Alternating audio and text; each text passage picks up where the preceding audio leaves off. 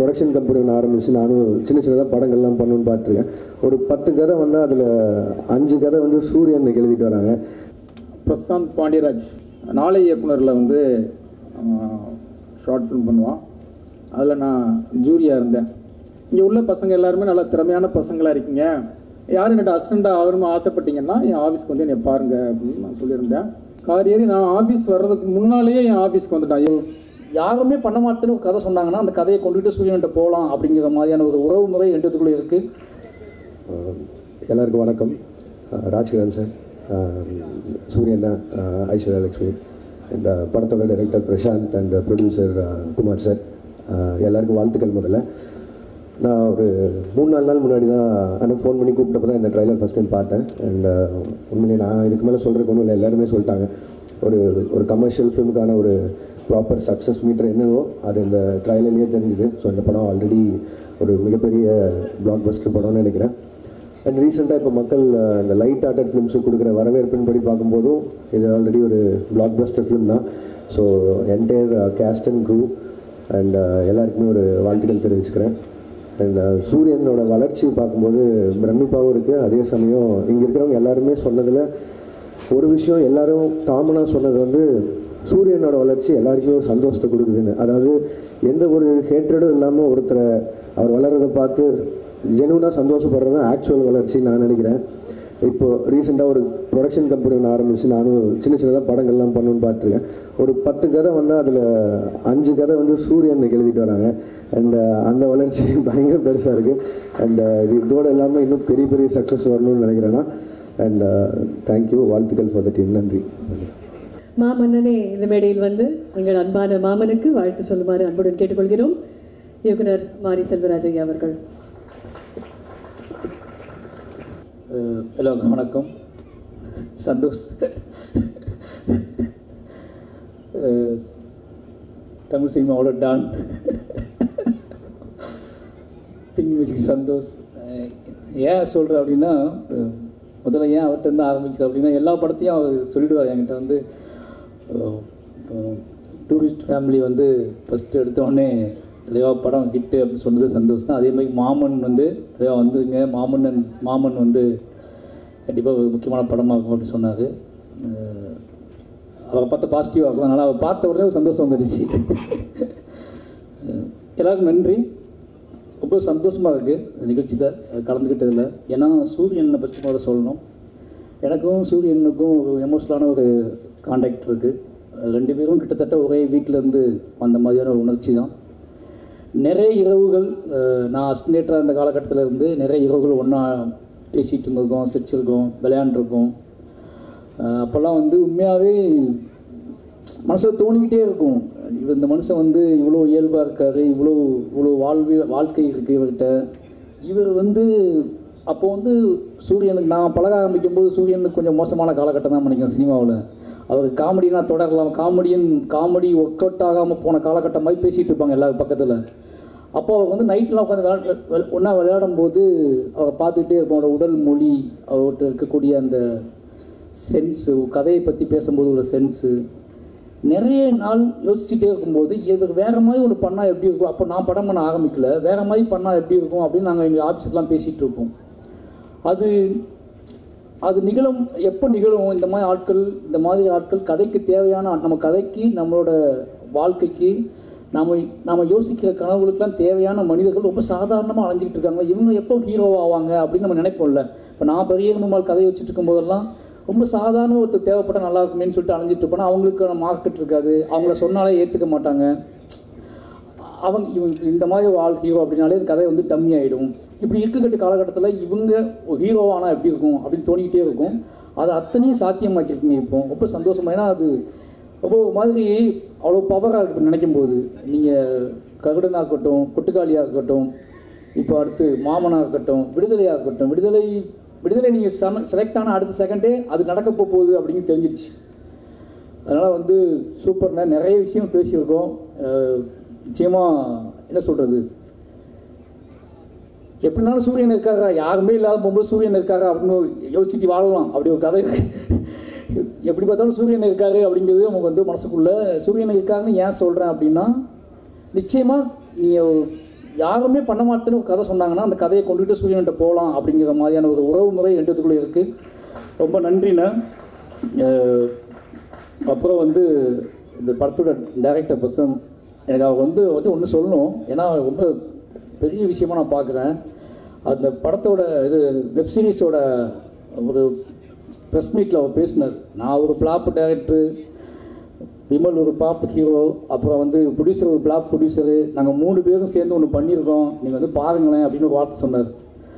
நிஜமாகவே அது பெரிய விஷயமா இருந்துச்சு. எல்லோரும் சிரிச்சுட்டு ஆஃபீஸில் பேசிகிட்டு இருந்தாங்க. அதுக்கப்புறம் நான் வந்து மாமன்னன் ஷூட்டிங்கில் இருந்தேன். உதய் சார் தான் என்ன சொன்னார், விடுதலை விலங்கு சீரீஸ் பார்த்தீங்களான்னு கேட்டார். நான் சீரீஸ்லாம் பெருசாக பார்க்க மாட்டேன் சார் அப்படின்னா, டைம் இல்லை அப்படின்னு சொன்னேன். இல்லை அது நீங்கள் பாருங்களேன் அப்படின்னு சொன்னார். டெய்லி மாமன்னன் ஷூட்டிங்கில் வந்து டெய்லி நைட்டு உட்காந்து பார்த்துட்டே இருந்தேன். அவ்வளோ சர்ப்ரைஸாக இருந்துச்சு. ஏன்னா நம்ம எதிர்பார்க்கவே இல்லைல்ல. நம்ம என்ன நினைப்போம்னா, நமக்கு இருக்க சில விஷயங்களை வச்சுக்கிட்டு நம்ம இது இவ்வளோ தான் இருக்கும், இதானே இருக்கும்னு நினச்சிட்டே இருப்போம். அவ்வளோ சர்ப்ரைஸாக இருந்துச்சு, லைவாக இருந்துச்சு. வெப் சீரிஸ் பார்த்துட்ருக்கோம் அப்படிங்கிற மைண்ட் செட்லாம் போய் ஒருத்தர் இவ்வளோ ஆழமாக இவ்வளோ விஷயங்களை யோசித்து இவ்வளோ மெனக்கிட்டு ஒரு பெரிய தோல்விக்கு அப்புறம் இவ்வளோ மெனக்கிட்டு இதை பண்ணியிருக்காரு அப்படிங்கும்போது பெரிய விஷயமா பார்க்கப்பட்டுச்சு. அதுக்கப்புறம் இந்த படத்தை பார்க்கும்போது எனக்கு தெரியுது, அதை எதையும் யோசிக்காமல் சூரியன்ட்டு கதை வாங்கி அந்த கதையை இவ்வளோ கலர்ஃபுல்லாக இப்போ சொன்னார் ரவிக்குமார் சொன்னார், எந்த அடையாளத்துக்குள்ளையும் சிக்காமல் விலங்கு மாதிரி வெப் சீரிஸை பண்ணிவிட்டு அதுக்கப்புறம் மாமன்னு ஒரு படம் எடுக்கிறாரு. இதில் வந்து பாண்டியராஜ் சார் பேர் போட்டுக்கலாம், அதுக்கப்புறம் பொன்டாம் சார் பேர் போட்டுக்கலாம், அவர் பேரும் போட்டுக்கலாம். ஏன்னா கலர் டோன்லாம் அப்படி தான் இருக்குது. ஆனால் படத்துக்குள்ளே போனால் அந்த டைரக்டர் இருப்பார் அப்படின்னு சொன்னார். ரொம்ப ஆச்சரியமாக இருந்துச்சு. எதை பற்றியும் யோசிக்காமல் எந்த அடையாளத்துக்கும் சிக்காமல் சூரியனை கூப்பிட்றாரு, ஒரு கதை பண்ணுறோம், இந்த கதை நான் பண்ணுறேன் பண்ணியிருக்காரு. நிச்சயமாக அந்த படம் ஒரு பெரிய வெற்றி படமாக தான் இருக்குன்னு நினைக்கிறேன். ஏன்னா அது சந்தேகமே இல்லை. ஏன்னா ஒரு வெற்றி படத்துக்கு யாரெல்லாம் தேவையோ அவங்க எல்லாருமே இந்த படத்துக்குள்ளே இருக்காங்க. யாரெல்லாம் தேவைன்னு நான் சொல்கிறது வந்து திறமையானவர்களுக்கு மட்டும் கிடையாது. ஒரு நல்ல விஷயம், நல்ல மனிதர்கள் ஜெயிக்கணும்னு நம்பக்கூடிய ஆட்கள் நம்ம பக்கத்தில் நினைப்போம்ல, அப்படியாப்பட்ட மனிதர்கள்லாம் இந்த படத்துக்குள்ளே இருக்காங்க அப்படின்னு நான் நினைக்கிறேன். அதுக்கப்புறம் ஐஸ்வர்யா அவங்க ஃபஸ்ட் மீட் யாரெல்லாம் ஞாபகம் இருக்குது, லண்டனில் பார்த்தேன்னு நினைக்கிறேன். ரொம்ப ஆச்சரியமாக இருந்துச்சு. இன்றைக்கி இங்கே பார்க்கும்போது ரொம்ப ஆச்சரியமாக இருக்குது, அங்கே பார்த்ததுக்கும் இங்கே பார்த்ததுக்கும் ஆச்சரியமாக இருக்குது. உண்மையாகவே சொல்கிறேன், நீங்கள் இப்போது சினிமாவை நீங்கள் இந்த படத்தை நீங்கள் ஓகே பண்ண விதம் ஒன்று இருக்கும்ல, அது அந்த ப்ராசஸை நினச்சிக்கிறேன். இந்த ப்ராசஸில் நீங்கள் நம்புகிற விஷயம் நடக்கணும்னு நினைக்கிறேன். இந்த ப்ராசஸ் இப்போ நீங்கள் வச்சுருக்க ப்ராசஸ் மூலமாக சினிமாவுக்குள்ளே நீங்கள் அடையணுங்கிற இலக்கு சீக்கிரமாகவே அடையணும்னு நினைக்கிறேன். அதுக்கு வாழ்த்துக்கள். அப்புறம் கெத்து ஒய்ஃபு ஏன் சொல்கிறேன் அப்படின்னா, உங்களை பற்றி தான் பேசிட்டே இருந்தார் என் டிரைவர் சூரியன். ஒரு வார்த்தை சொன்னார், அதை இங்கே சொல்லணும்னு நினைக்கிறேன். ட்ரெய்லர் பார்த்து 2 பேர் பேசிகிட்டு இருந்தோம். தமிழ் சினிமா இருக்கிற வரைக்கும் அந்த பொண்ணு நடிக்குங்க அப்படின்னு சொன்னார். சீரியஸாக சொன்னார். நான் சொன்னேன் வந்து அந்த அக்கா கேரக்டர் அப்படின்னு சொன்ன அக்கான்னு சொன்ன அடுத்த செகண்டே வந்து ஐயோ எப்பா பெத்தாரே அது அந்த பொண்ணு இருக்க இந்த பிசாசுங்க, அது நீங்கள் எழுதி வச்சுக்கோங்க தலைவா. அந்த பொண்ணு வந்து நம்ம தமிழ் சினிமாவில் படம் கடைசியாக எவ்வளோ நாள் எடுக்காங்களோ அவ்வளோ நாள் அந்த பொண்ணு நடிக்கணும்னு நடிச்சிட்டே இருக்கும். அவ்வளோ பிசாசுன்னு சொல்லி என்கிட்ட சொல்லிட்டு இருந்தார். உங்களை பற்றி மட்டும்தான் பேசிட்டு இருந்தார், ரொம்ப நேரம் பேசிகிட்டு இருந்தார். ஏன்னா இந்த படத்தை வந்து நான் கேட்டேன், இந்த தங்கச்சி கேரக்டர் எப்படி பண்ணாங்க அப்படின்னு கேட்டேன், அக்கா கேரக்டர் எப்படி பண்ணாங்கன்னு கேட்ட அடுத்த செகண்டு ஃபுல் ட்ரெய்லருக்குமான மொத்த எமோஷன்லையும் உங்களை பற்றி மட்டுமே சொல்லிட்டு இருந்தார். நிச்சயமாக அந்த படத்துக்கான அது எப்படி எனக்கு புரிஞ்சிக்க முடியுது அதை. ஏன்னா ஒரு சூரியனை மாதிரி ஒருத்தர் வந்து அக்கா அப்படிங்கிறது அவர் கதை. இது இந்த நாங்களாம் வந்து சொந்த கதை தூக்கிட்டு அலைஞ்சிட்ருக்கோம். அதனால் எங்களுக்கு தெரியும் ஒரு கேரக்டர் எப்படி சூஸ் பண்ணணும். ஆப்போசிட்டாக கனெக்ட் ஆகாத வாழ் இருந்தாங்கன்னா அது தலையை வெடிச்சிற மாதிரி ஆகிடும். நான் படம் பண்ணும்போது அப்படி தான் ஃபீல் பண்ணியிருக்கேன். நான் சூஸ் பண்ணுற கேரக்டர், நான் தேர்வு செஞ்ச கதாபாத்திரங்கள், நடிகர்கள் ஏதோ வகையில் விலகி நின்றாங்க அப்படின்னா அன்றைய நாள் எனக்கு வந்து மோசமான நாளாக இருக்கும். ஒன்று நான் அவங்களுக்கு சைக்கோவாக தெரியுவேன், இல்லை அவங்க எனக்கு சைக்கோவாக தெரியுவாங்க. அது எனக்கு என்ன பண்ணே தெரியாது. அப்புறம் போய் கெஞ்சுவேன், போய் நைட்டுக்கான போய் கெஞ்சுவேன். அது எங்கள் அம்மா அப்படிம்பேன், அது எங்கள் அக்கா அப்படிம்பேன், அது எங்கள் அண்ணன் அப்படிம்பேன். ஏன்னா அப்படியே தூக்கி வச்சிருவோம் முன்னாடி. அது நீங்கள் வேறு யாரும் கிடையாதுங்க, அது எங்கள் அண்ணன், அதனால தான் உங்கள்கிட்ட அப்படி வேலை வாங்குறேன், புரிஞ்சுக்கோங்கன்னு சொல்லுவேன். ஏன்னா நிஜ மனிதர்களை நம்ம கதாபாத்திரங்களாக மாற்றும் போது நமக்கு தாங்கிக்க முடியாது சில விஷயங்களை. ஒரு சினிமாவுக்காக எக்ஸ்பீரியன்ஸ்க்காக ஒன்று பண்ணுறோம் அப்படின்னா அது ஓகே. நமக்குள்ளே வழியை ஏற்படுத்திய நமக்குள்ளே இத்தனை நாள் தங்கி போன ஒரு கேரக்டரை இத்தனை நாள் நம்மளை வந்து நமக்குள்ளே உலுக்கி உரமாகி என்னைக்காவது என்னை வெளிக்காட்டிட மாட்டேயா அப்படின்னு இயங்கிட்டு இருக்க கேரக்டர்ஸ், அது எல்லாமே அந்த கேரக்டர்ஸை நம்ம வந்து போர்ட்ரேட் பண்ணும்போது அது சரியாக பண்ணலை, அதுலேருந்து ஏதோ ஒன்று கூட தென்பட மாட்டேங்குது அப்படின்னா அது பெரிய பெயின். கேரக்டர்ஸ்ட்டை ஒவ்வொரு நடிகர்கள்ட்டையும் எங்களை மாதிரியான கிரியேட்டர்ஸ் எதிர்பார்க்கறது என்னென்னா, நான் நினச்சிக்கிட்டு இருக்க கேரக்டர்ஸ், அந்த கேரக்டர்ஸோட ஆட்டிடியூட், அந்த கேரக்டர்ஸோட ஏதோ ஒரு தன்மை இந்த நடிகர்கள்ட்ட வெளிப்பற்றாதாலும் இயங்குவோம். அப்படி வெளிப்படுத்தக்கூடிய அத்தனையும் வெளிப்படுத்தக்கூடிய நடிகர்கள் தான் அந்த படத்தில் இருக்காங்க அப்படிங்கிற ஒரு பெரிய சந்தோஷம். அதுக்கெல்லாம் டானா ராஜ்கிரண் சார் இருக்கார். சார் ரொம்ப என்ன சொல்கிறது, அம்மா அது சொல்ல முடியாது சார். நான் இப்போ அந்த இடத்துக்கு வந்துட்டு எல்லாருமே நிறைய பேசின மாதிரி இருக்கும். கிட்டத்தட்ட உங்கள் நல்லா ஞாபகம் இருக்குது, நம்ம கலைஞர் 100 நிகழ்ச்சியில் தான் அவங்க கூட உட்காந்துருந்தேன் ஒரு 3 hours. அப்போ நீங்கள் என்கிட்ட பேசினது, வடிவேல் சார் நீங்கள் 4-3 பேரும் பேசிக்கிட்டது ரொம்ப சந்தோஷமாக இருக்குது சார். அதாவது இத்தனை நாள் சினிமாக்குள்ளே நீங்கள் இவ்வளோ நாள் இருந்து கிராமத்து கதைகளோட, கிராமத்து மனிதர்களோட அத்தனை வேர்லேருந்து பிடிங்கிட்டு வந்து அது அத்தனையுமே வந்து நீங்கள் கடத்தின விதம் இருக்குல்ல, இது இன்னைக்கு எல்லாமே எங்கள் எல்லாத்துக்குமே வந்து அதுதான் மூல பாடமாக இருக்குது. நான் நிச்சயமாக சொல்கிறேன், உங்களோட படங்கள், உங்கள் கிராமத்து படங்களோட உங்கள் படங்கள் பார்க்கும்போது ஒரு கேரக்டரை எப்படி சாதாரணமாக நம்ம கடந்து போகக்கூடிய கேரக்டரை வந்து சாதாரணமாக நம்ம வீட்டில் சாதாரணமாக தெரியக்கூடிய மாமா, சாதாரணமாக தெரியக்கூடிய மதினி, சாதாரணமாக தெரியக்கூடிய அக்காக்கள், இது எல்லாத்தையும் நீங்கள் ரொம்பவே அவங்களுக்குலாம் உயிர் ஊட்டி அவங்க தெய்வங்களாம் மாற்றி விட்ருக்கீங்க. அதோட வெளிப்பாடுகள் தான் மாமன் வரைக்கும் இருக்குது. நிச்சயமாக சொல்லணும்னா உங்களோட பாதிப்பு இல்லாமல் இந்த மாமன்களாக உருவா வாய்ப்பே கிடையாது, மாமனும் உருவா வாய்ப்பு கிடையாது, வாழையும் உருவா வாய்ப்பு கிடையாது. உங்களுக்கு எப்போவுமே நாங்கள் நன்றி கடன் பட்டிருக்கோம். அப்புறம் இந்த டீமில் வேலை செஞ்ச எல்லாத்துக்குமே நன்றி சொல்லணும். எனக்கு ஒவ்வொருத்தர் தனியாக சொல்ல முடியல. விவேக் சார், விவேக் தெரியும், அவர் கண்டிப்பாக இந்த மாதிரி படத்துக்கெலாம் வந்து என்ன சொல்கிறது, உணர்வு, குடும்பம், உறவு அப்படின்னா இறங்கி வேலை செய்ய ஆரம்பிச்சிருவார். நிச்சயமாக நல்லா எழுதிப்பீங்கன்னு கேள்விப்பட்டிருக்கேன். அப்போது மியூசிக் டைரக்டர், எனக்கு பேர் தெரில, நிஷாமா, ஓகே, நாங்கள் 2 பேரும் பேசிக்கிட்டு இருந்தோம், தமிழ் பேசுவாரா மியூசிக் டைரக்டர் அப்படின்னு சொல்லி அவர் வந்து தமிழ்லேயே பேசினார். ஓகே ஓகே, சந்தோஷ் பின்னாடி இருந்து பேசிகிட்டு இருக்கேன். நிச்சயமாக நீங்கள் பேசின விதத்திலே புரியுது இந்த கதையை நீங்கள் எப்படி உள்வாங்கிக்கிட்டீங்க அப்படின்னு சொல்லி.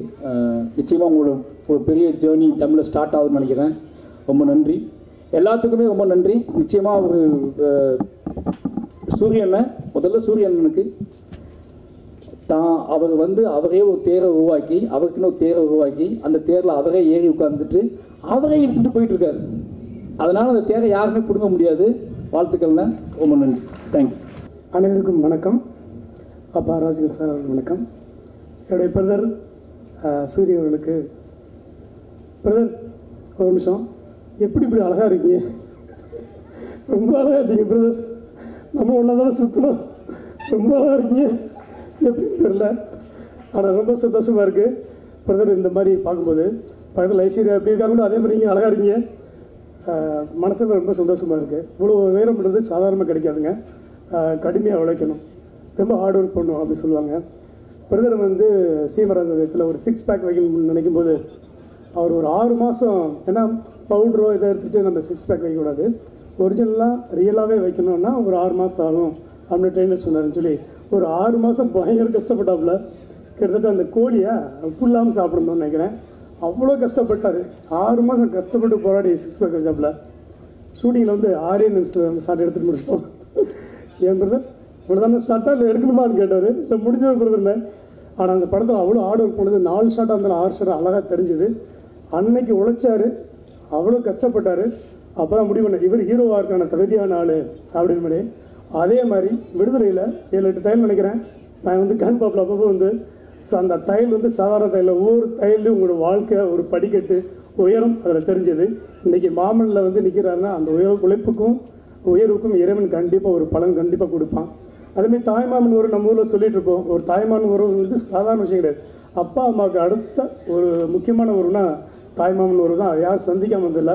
நம்ம படத்தை சொன்ன மாதிரி தாய்மாமன் வந்து மானத்துக்காக எதனா விட்டு கொடுப்பான், ஆனால் தாய்மாமன் உறவுன்னு விட்டு கொடுக்க மாட்டான். அது மாதிரி ஒவ்வொரு தாய்மாமனும் தன்னுடைய அக்காவை குழந்தையாக இருக்கட்டும், தங்கச்சி குழந்தையாக இருக்கட்டும், எப்படி பார்த்து கொண்டது நமக்கு தெரியும். சமீபத்தில் நிறைய ட்ரெய்லர் நான் பார்த்துருக்குறேன், வெட்டு குத்து அருவான் தான் இருக்கும். ஆனால் இந்த ட்ரெய்லர் அற்புதமான ஒரு குடும்ப கதையை சொன்னது ரொம்ப சந்தோஷமாக இருந்துச்சு பிரதர். இது மாதிரி கதைகளை வந்து ரொம்ப நாள் பார்த்து சமயத்தில் வந்து இந்த மாதிரி ஒரு வரது வந்து ரொம்ப சந்தோஷமாக இந்த படம் கண்டிப்பாக ஒரு வெரி சக்ஸஸ் கொடுக்கும். இவங்க எல்லாம் பேசுறது பார்க்கும்போது இவ்வளோ ஜாலியாக இருந்துச்சு. ஷூட்டிங் ஸ்பாட்டில் நான் தான் வர முடியாது போச்சு, கூப்பிட்டே இருப்பார், நான் வந்து நேரமில் வர முடியாது போச்சு. அந்த கலகலப்பு எப்படி ஷூட்டிங் ஸ்பாட்டில் இருந்துச்சோ அதேமாதிரி படம் பார்க்கும்போது இருக்கும். அதேமாதிரி கலகலப்பு இருக்கும். அதேமாதிரி ஒரு எமோஷனலான உணர்வும் இந்த படத்தில் இருக்கும்னு நான் நம்புகிறேன். ஏன்னா மியூசிக் டைரக்டர் சொன்ன மாதிரி இன்டர்வல் பிளாக் ஏதோ சம்திங் இருக்குன்னு நினைக்கிறேன். வெயிட்டிங். கண்டிப்பாக ஆல் தி பெஸ்ட். இந்த படத்துடைய டைரக்டர் பிரசாந்த் தம்பி நல்ல பழக்கம் எனக்கு. Prashanth and music director and cameraman அனைவருக்கும் இது வாழ்த்துக்கள். அண்ட் குமார் சார் இந்த படத்தை வந்து ஏற்கனவே கடலில் அவ்வளோ செம்ம கான்ஃபிடண்டாக ஒரு படம் பெரிய ஹிட் கொடுத்தீங்க. இந்த படம் அதே மாதிரி பெரிய ஹிட் ஆகும்னு வாழ்த்துறேன். நன்றி, வணக்கம். ரொம்ப அழகாக நடந்துட்டுருக்க ஃபங்க்ஷன். இந்த ஃபங்க்ஷனில் எனக்கு அழைப்பு கொடுத்த சூரிய சாருக்கு எனக்கு நன்றி தெரிவிச்சுக்கிறேன். எனக்கு சூரிய சார் ரொம்ப நாளாக தெரியும். சார் வந்து ஃபோட்டோ ஃப்ளட்டில் இருந்த சமயத்துலேருந்தே எனக்கு சாரை தெரியும். இன்னைக்கு வந்து மிகப்பெரிய உயரத்தில் வளர்ந்துருக்காரு. சில பேர் ஜெயிக்கிறத பார்க்கும்போது உள்ளுக்குள்ளேருந்து ஒரு சந்தோஷம் வரும், மனசார சந்தோஷம் வரும். அந்த சந்தோஷத்தில் தான் நான் இப்படி நின்றுட்டுருக்கேன் ஆக்சுவலாக. ஏன்னா கருடன் திரைப்படத்துடைய ட்ரெய்லர் வந்துச்சு ஃபஸ்ட்டு. வந்த உடனே நான் சூரிய சாருக்கு சொன்னேன், நான் எனக்கு ரொம்ப பிடிச்சிருக்கு, இந்த படம் பெரிய வெற்றி படம் அமையும் அப்படின்னு. அதே மாதிரி மாமன் படத்துடைய ட்ரெய்லர் பார்த்தேன். ஒரு 2.5 மணி நேரம் படம் பார்த்துட்டு அந்த படத்தில் மனசு நெகிழ்றதுங்கிறது வந்து சகஜம், அது நடக்கிறதுக்கு நிறைய வாய்ப்பு இருக்குது. ஆனால் ஒரு 2 நிமிஷம் ட்ரெய்லர் பார்த்துட்டு கண்ணு கலங்குறதுங்கிறது தான் ஃபஸ்ட் டைம் எனக்கு ஆக்சுவலாக. ஸோ அந்த ட்ரெய்லர் இந்த படத்துக்கு பின்னாடி இருக்கக்கூடிய எல்லா உழைப்புக்கும், எல்லா உழைப்பாளர்களுக்கும், எடிட்டருக்கும், முக்கியமாக எடிட்டருக்கும், படத்துடைய இயக்குனர் அவருக்கும், ஒளிப்பதிவாளர், இந்த திரைப்படத்தில் எல்லா கலைஞர்களுக்கும் என்னோட மனமார்ந்த வாழ்த்துக்கள். இந்த திரைப்படம் மிகப்பெரிய வெற்றி அடையணும்னு சொல்லிட்டு எல்லாமே இறைவனை நான் பிரார்த்திக்கிறேன். சூரி சார், இது மேலும் மேலும் வளரணும், உங்களை சுற்றி இருக்க எல்லாரையும் சந்தோஷமாக வச்சுக்கணும். வாழ்க வளமுடன். அனைவருக்கும் வணக்கம். பொதுவாக படம் வர்றதுக்கு முன்னாடி ஆடியோ லான்ச்லேயோ வேறு ஏதாவது அறிவிப்பு நிகழ்ச்சிகள்லையோ அந்த படத்தை பற்றி பேசுவோம். அப்புறம் படம் பார்த்து முடிச்சதுக்கப்புறமா கூட இருக்கவங்களோட மட்டும்தான் பேசுவோம். நான் படம் பார்த்துட்டேன், அதனால் நான் வந்து இது முன்னாடியே உங்களோட பேசுகிறேன். அதாவது ரொம்ப நெகிழ்ச்சியான ஒரு படம். நான் கொஞ்சம் எமோஷ்னலான பர்சன் தான். இருந்தாலும் படம் பார்க்கும்போது அதை ஓரளவுக்கு கண்ட்ரோல் பண்ணிக்குவேன். ரொம்ப சுதந்திரமான சூழ்நிலையில் கண்ட்ரோல் விட்டுருவேன். இந்த படம் பார்க்கையில் அப்படி ஒரு சுதந்திரமான சூழ்நிலையில் பல இடங்களில் வந்து ஒரு மாதிரி ரொம்ப உருக்கமாக ஆயிடுச்சு. மனசும் அவ்வளோ நெகிழ்ச்சியாக இருந்தது. நிச்சயமாக அதை உருவாக்குனது வந்து ரொம்ப ஈஸி இல்லை. ரொம்ப அற்புதமாக இந்த படத்தை வந்து இயக்கியிருக்காரு பிரசாந்த்கிட்ட இருக்கிற ஒரு முதல் படத்துக்கு பிறகு பிரசாந்த் வந்து ரொம்ப கவனமாக நம்ம என்ன செய்கிறோங்கிறது ரொம்ப கரெக்டாக இருந்திருக்காருன்னு தோணுது. இந்த படத்தில் கேமராமேன் தினேஷ் வந்து பிரசாந்தோட ஒரு கண்ணு மாதிரி இந்த படத்தை எடுத்திருக்காரு. ஏன்னா எந்த இடத்துல எந்த ஷாட்டு வரணுமோ பர்ஃபெக்டாக அந்த ஷாட் அங்கே கொடுத்துருக்காரு. அப்படியே பார்க்கும்போது ரொம்ப திருத்தமாக அழகாக எழுதுனா எப்படி இருக்கும், படிக்கும்போது நமக்கு என்ன கண்டென்ட்டுங்கிறத தாண்டி அந்த அழகான எழுத்தை பார்க்கையிலே நமக்கு எவ்வளோ அழகாக இருக்கும், அப்படி இருந்துச்சு. இந்த கேமரா ஒர்க் வந்து அது பார்க்கையிலே இது ஒரு அற்புதமான படங்கிற ஃபீலை கொடுத்துருச்சு. ரொம்ப நெகிழ்ச்சியான ஒரு மியூசிக் டைரக்டர். அவருடைய மியூசிக்கெல்லாம் நான் நிறைய இன்ஸ்டாகிராமில் ரீல்ஸ் ஏதாவது இமேஜுக்கு ஃபோட்டோவுக்கு மியூசிக் வச்சா கூட அவரோட மியூசிக் எடுத்து வைப்பேன். ஏன்னா அவ்வளோ நல்லாயிருக்கும், அவ்வளோ எமோஷனலாக இருக்கும் ஒரு மாதிரி. இந்த படத்தில் சேர்ந்துருக்கவங்க எல்லாருமே ரொம்ப எமோஷனலான ஒரு பர்சனாக தான் நான் பார்க்குறேன். அதில் சூரியன் வந்து என்னென்னா எனக்கு ரொம்ப விடுதலையும் சரி கருடன்லேயும் சரி ரொம்ப ஆக்ஷனாக இருக்கும். அது எல்லாமே பெரிய பெரிய கூட எல்லாருமே பெரிய பெரிய இருப்பாங்க. டைரக்டராகவும் சரி, விடுதலையில் கருடன்லேயும் கூட நிறைய ஆர்டிஸ்ட் இருக்கும். ஆனால் இந்த படத்தில் அவர் வந்து ரொம்ப எமோஷனலாக நடித்த விதம் பார்க்கல எனக்கு பயங்கர ஒரு புது ஒரு மனிதராக தெரிஞ்சார். நான் அண்ணன்கிட்ட கேட்டேன், ஆனால் பழைய சூரியன் தான் இனி வரமாட்டார், அவர் இல்லை. இது வந்து ஒரு மாதிரி கூடு விட்டு கூடு பாய்ஞ்ச மாதிரி ஒரு புது சூரியன்லாம் இருக்கீங்களே, இது எப்படின்னு இவ்வளோ நாள் இந்த சூரியன் எங்கே இருந்தார் எனக்கு உண்மையிலேயே சொல்லுங்கன்னு நான் கேட்டேன். அப்போ அவர் என்ன சொன்னார், நான் வந்து இந்த சீமராஜா படத்துக்காக வந்து உடம்பை வந்து நான் மாற்றினேன். அந்த உடம்பை மாற்றும் போது எனக்கு என் மேலே கொடுத்த கான்ஃபிடென்ட்டு தான் என்னால் இதை பண்ண முடியுங்கிற ஒரு கான்ஃபிடென்ஸ் சொன்னார். அது வந்து எல்லா இளைஞர்களுக்குமே ஒரு ரொம்ப மனசை எடுத்துக்க வேண்டியதுன்னா, உடம்பை கட்டுக்கோப்பாக வச்சுருந்தாலே நம்ம எண்ணங்கள் எவ்வளோ கான்ஃபிடென்ட்டாக மாறுதுங்கிறத வந்து அவர் லைஃப்லேருந்து எடுத்துக்க வேண்டிய பெரிய ஒரு விஷயமா பார்க்குறேன். இந்த படத்தோட மற்ற தொழில்நுட்ப விஷயங்கள் எல்லாமே ரொம்ப அற்புதமாக இருக்குது. நிச்சயமாக இந்த படம் வந்து ஒரு வெற்றி படம், அது என்னால் உறுதியாக சொல்ல முடியும். ஒரு பெரிய பிளாக் பஸ்டர் படம் தான். நிறைய குடும்பங்கள் இந்த படத்தை பார்த்து நிச்சயமாக வந்து நெகிழ்ச்சியாக மனசு விட்டு எல்லார்கிட்டையும் சொல்லுவாங்க. ஏன்னா இந்த படம் பார்த்ததுலேருந்து என் கூட இருக்கிற எல்லாருக்கிட்டையுமே ரொம்ப சிலாகச்சு நான் வந்து சொல்லிக்கிட்டு இருக்கிறேன் நிறைய விஷயங்களை. பிரசாந்த் எப்படி இதை அச்சீவ் பண்ணியிருக்காரு, ஏன்னா சூரியனா அவருடைய கதையை வந்து இந்த கதையை சூரியனை கொடுத்துருக்காரு. பல மொமெண்ட்டுகளில் வந்து இந்த கதையினுடைய எல்லா விஷயங்களையும் சொல்லியிருக்காரு. அதை எழுதி ரொம்ப பொருத்தமாக அதை வந்து திரைக்கதைக்குள்ள அதை கொண்டு வந்து வசனங்களால் அதை கரெக்டாக வசனங்களுமே இந்த படத்தில் ரொம்ப அற்புதமான வசனங்கள். அக்கா கேரக்டர் நடிச்சிருக்க அவங்களும் சரி, அவங்க ஹீரோயின் அவங்களும் சரி, ரொம்ப ரொம்ப எல்லாருக்குமே அழகான கதாபாத்திரம் உங்களுக்கு திருத்தமாக கொடுக்கப்பட்டிருக்குது. ராஜ்கிரண் சாருடைய பர்ஃபார்மன்ஸ் வந்து இந்த படத்தில் வந்து நம்ம கண்டிப்பாக மறக்கவே முடியாது. இல்லை, ஒரு ஒரு மிகப்பெரிய நம்ம எல்லாருக்குமே வாழ்க்கைக்கு உதாரணமான சில பேர் இருப்பாங்க இல்லையா, அப்படி இந்த படத்தில் ஒரு உதாரணமான ஒரு தம்பதியாக அவங்க வந்து வாழ்ந்திருக்காங்க. எனக்கு இந்த படம் பார்க்கையில் ஏற்பட்ட உணர்வு உங்கள் எல்லாருக்குமே இந்த படம் பார்க்கையில் ஏற்படும். ஒரு நிச்சயமான வெற்றி படத்தினுடைய நிகழ்வுகளை கலந்துட்டு எனக்கு ரொம்ப சந்தோஷம். நன்றி. எல்லாருக்கும் வணக்கம். ரொம்ப சந்தோஷமான மேடை. உள்ளே வரும்போதே நான் நினச்சதான் விஜய் மேம் சொன்னாங்க. கடைக்குடி சிங்கம் பூஜை அன்னைக்கு கார்த்தி சார் அப்படி தான் சொன்னார், இந்த படம் கண்டிப்பாக ஹிட்டு சார் அப்படின்னாரு. ஏன் சார் அப்படி சொல்கிறீங்க அப்படின்னு, இந்த முகங்களை பார்க்கும்போதே தெரியுது சார், இது எல்லாருமே ஒரு வாழ்க்கை இந்த கேரக்டராக வாழ்ந்துருவாங்க அப்படின்னா. எனக்கு உண்மையிலே இது உள்ளுக்கு நுழையும் போது ராஜ்கிரண் சார் இருக்கட்டும், விஜய் மேம் இருக்கட்டும், அவங்க லப்பர் பந்து ஸ்வஸ்திகா, அம்மா, ஐஸ்வர்யா, யாரோ எல்லாரையும் பார்க்கும்போதே இது கண்டிப்பாக ஒரு வெற்றி கூட்டணி, இந்த படம் நல்லா வந்திருக்கும். ட்ரெய்லர் பார்த்தாலும் அந்த முகங்களை பார்க்கும்போதே தெரிஞ்சது கண்டிப்பாக இது ஒரு நல்ல ஒரு குடும்ப படமாக கண்டிப்பாக இருக்கும் அப்படிங்கிறது ஒரு நம்பிக்கையாக இருக்குது பார்க்கும்போது. ப்ரொடியூசர் குமார், வாழ்த்துக்கள் குமார். குமாரும் நானும் சேரன் சார்கிட்ட வந்து நான் அசிஸ்டன்ட் டைரக்டர், குமார் வந்து அசிஸ்டன்ட் மேனேஜரு.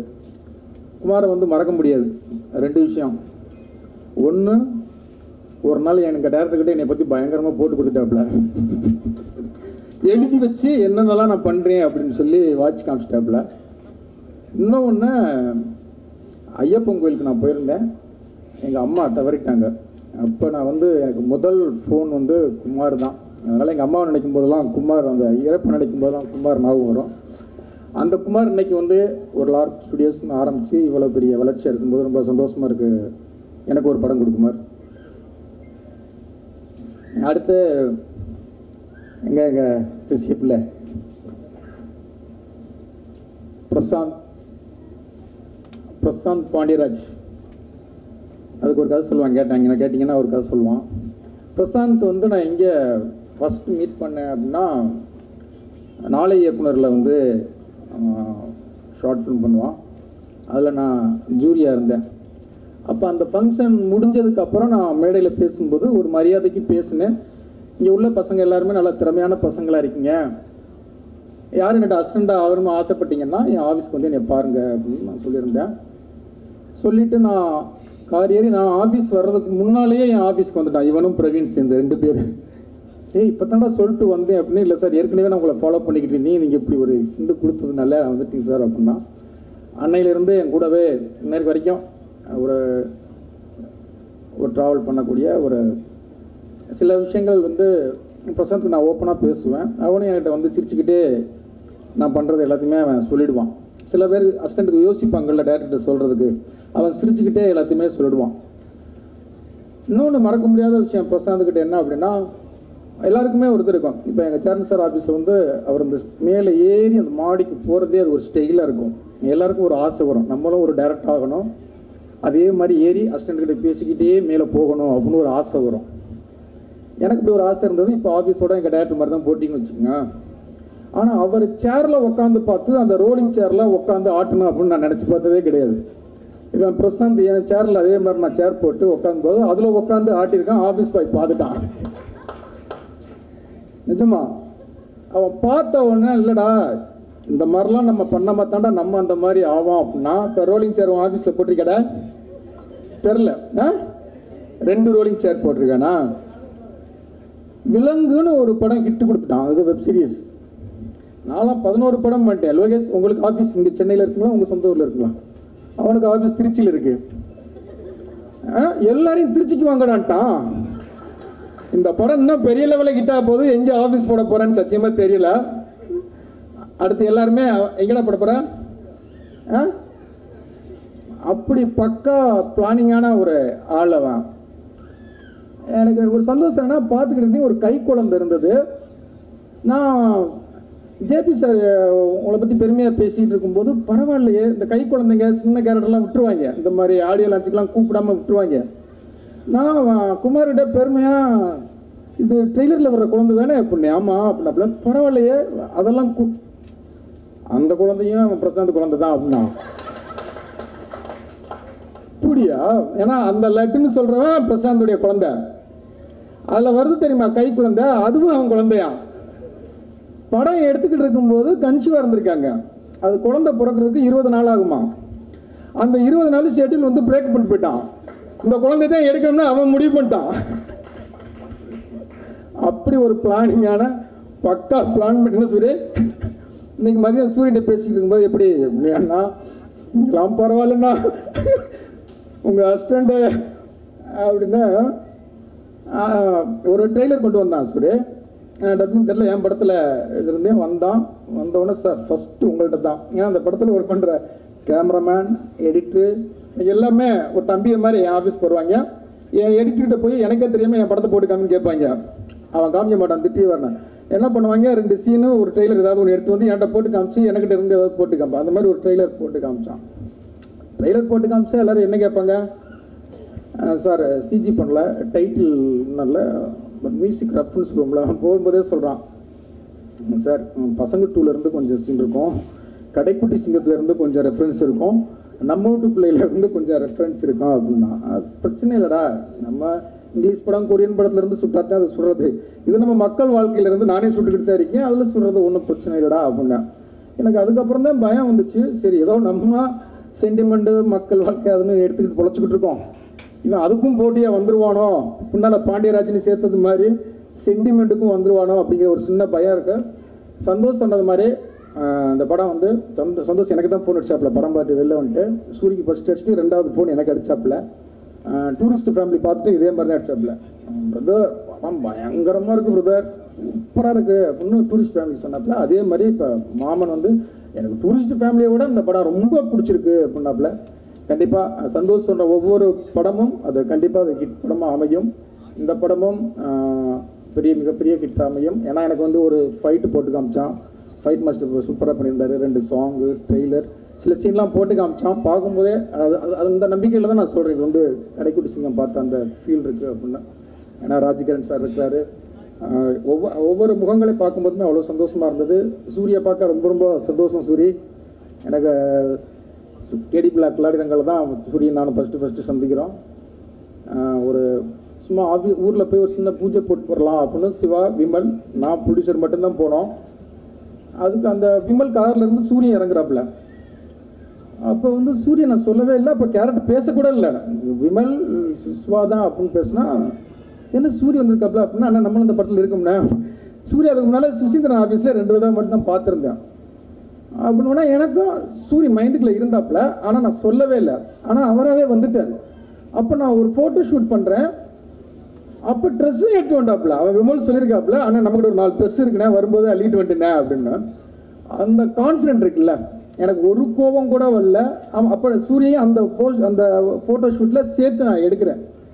ஆனால் இன்னைக்கு வந்து சூரிய வந்து உண்மையிலேயே ரொம்ப சந்தோஷமாக இருக்குது. சூரிய இன்னும் பெரிய வளர்ச்சி இருக்குது. ஸ்டோரி கதை அப்படின்னு பார்க்கும்போதே எனக்கு ரொம்ப சந்தோஷமாக இருந்தது. இன்னும் பெரிய லெவலில் வருங்க. இந்த படத்தை நடித்த எல்லாருக்கும் எனது மனமார்ந்த ஐஸ். பார்க்கும்போதே எனக்கு ரொம்ப பிடிக்கும். ஸ்வஸ்திகா லப்பர் பந்தில் அவ்வளோ அழகாக நடிச்சிருந்தீங்க. அது எல்லாரும் இந்த டீமில் உள்ள எல்லாத்துக்கும், கேமராமேன், எடிட் எல்லாத்துக்கும் வாழ்த்துக்கள்.